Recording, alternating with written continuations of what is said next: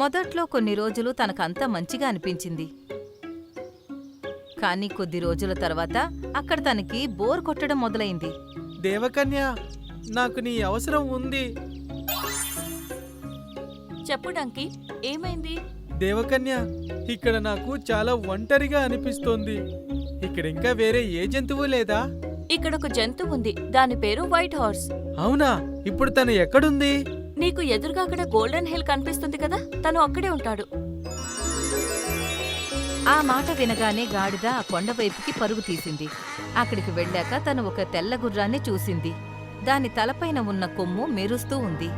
అరే వా, నువ్వు చాలా అందంగా ఉన్నావు. వైట్ హార్స్ అంటే నీ పేరేనా? ఈ మాట విని తను గాడిద వైపు చూసింది, కాని ఏ సమాధానం ఇవ్వలేదు. అరే, ఏమైనా మాట్లాడు, ఊరికే చూస్తూ ఉన్నావేంటి?